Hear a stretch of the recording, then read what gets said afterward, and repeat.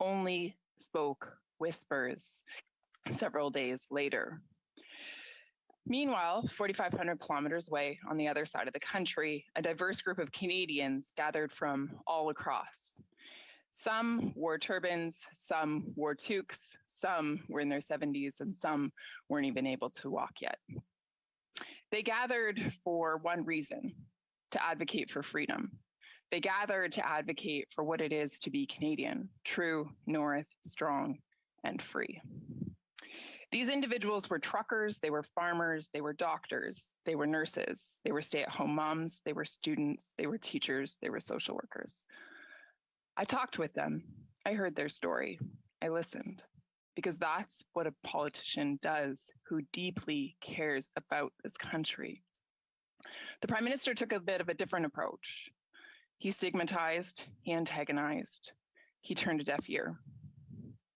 Now, some of these individuals drove big rigs, and some of them drove Civics, some of them F-150s, and some of them were vaccinated 3 times, and some of them were vaccinated not at all. But they all were Canadian, fighting for an ideal. Was it disruptive at times? Yes, indeed. That is the point of a peaceful assembly protesting something that you disagree with. It's allowed in this country, a democratic country. Now, were there a few bad actors? Sure, yeah, but they were quickly condemned and removed. When we juxtapose this with the attack on the Coastal GasLink site at Houston, BC, with damage to property and threat to human life, it becomes very clear that the Prime Minister's decision to invoke the Emergencies Act in response to Ottawa is a massive overreach and purely punitive in nature. We know this especially given the fact that we watched the border crossings at Windsor, Coutts, Surrey, and Emerson, Manitoba be cleared without the Emergencies Act needing to be invoked. We know it even more today when we see that the downtown core of Ottawa has been cleared out, and yet the Prime Minister insists that he will still move forward with invoking the Emergencies Act. Why? Is it necessary? I argue no. Again, if these things were able to be cleared up, the Windsor border, the Surrey border, the Coutts border, the Emerson border, if these were able to be cleared up without this over-exaggeration of power, then Ottawa could have been too. But there's something more that needs to be discussed here, and that is, what is that threshold for invoking the Act?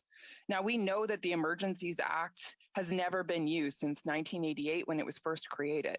Its predecessor, the War Measures Act, was used 3 times, once in World War I, once in World War II, and once for the FLQ crisis, where again, human life was taken and the country was really thrown into chaos. The bar is high. So for the Prime Minister to invoke the Emergencies Act when an assembly of people come to protest with views that are different than the Prime Minister's, one has to wonder why. Why the overreach? Why?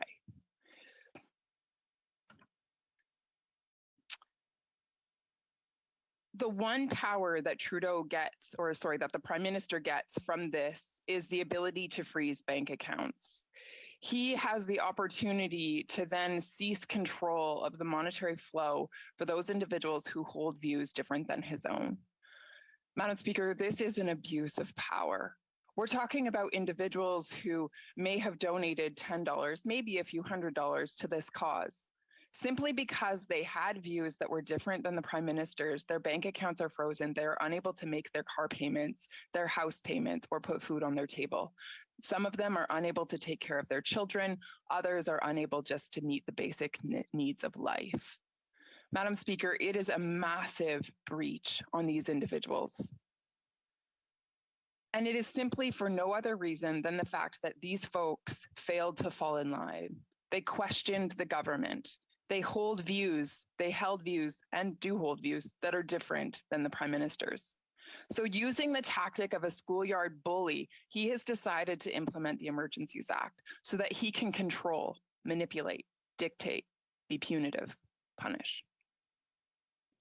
Madam Speaker, it should be highlighted that the federal government is utilizing national security tools that were designed to combat terrorism against Canadians who support protests. Madam Speaker, we must let that sink in for just a moment. The Prime Minister of our country is using laws that are normally used against terrorists, and he is using them against citizens of his own country who hold views that happen to be different than his own. That is extremely alarming. It's vindictive. One commentator said this: it's almost as if cruelty is the point. But it didn't need to come to this. The reason we're here is because the Prime Minister decided to put a punitive measure in place. On January 15th, he required that all truck drivers going across the US border and wanting to return into Canada needed to be double vaccinated. Now we're talking about individuals who were earlier declared as heroes, individuals who stay in the cabs of their truck aside from maybe refueling or grabbing a quick snack at a gas station. These individuals have served our country in an incredibly heroic way. And then the Prime Minister made a decision to go after them, put restrictions in place. It was nonsense. This started a movement of hundreds of thousands of Canadians who started to question the government, question the Prime Minister, question his motives. Fair enough. They didn't add up. I mean, Dr. Tam herself was saying that we needed to reassess the mandates that were put in place at that time. She herself was saying that we needed to learn to live with COVID, that we needed to return to normal. The Prime Minister has turned a deaf ear, a blind eye, refused to listen. I'm not sure what his agenda is, but it certainly isn't to serve this country well. It certainly isn't the best interest of Canadians at heart. Before even knowing who was coming to Ottawa, he refused to listen. His tactics were mean-spirited and divisive in nature. He stigmatized, he antagonized, he traumatized. He went after these individuals, telling them that they were a fringe minority with unacceptable views. He damaged the unity of this country, pitting one region or one people against another. He crushed the human spirit. One of my constituents wrote to me, she said this: she's an immigrant who just moved to Canada about a decade ago. She now has 3 children and is married. She runs a small business and is a beautiful community participant.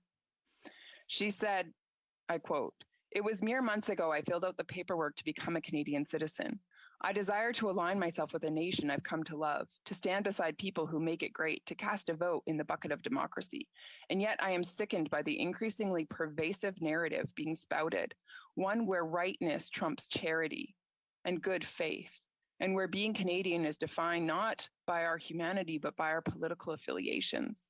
And here I am, awaiting news of my application status, while the Canada I thought I knew crumbles around me, not from COVID, but from the divisive and destructive language being used to define citizenship and belonging."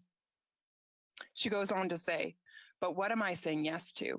A nation that speaks before listening, one that defines being a good Canadian in a way that marginalizes everyone who doesn't fit said description." She continues, "I humbly ask that we take steps toward the Canada I first moved to, one where value isn't gained, it's given, and given generously by the people who call it home, because diversity of thought and conscience are great markers of democracy than the alternative." Madam Speaker, this is the deep heart cry of so many Canadians across this country. We want a unified nation. We want a Prime Minister who listens to the fellow citizens of this great country. We want to move forward with strength. And the Prime Minister has claimed that he wants the same. But in order to do that, it starts with him. He must trust and respect the Canadian people for the Canadian people to do the same. Unfortunately, he has chosen gamesmanship over statesmanship, and it is killing our country. I urge this House to vote no to the punitive measures that are being discussed here today. Thank you. It's the Honourable Parliamentary Secretary to the Minister of the Minister of Family,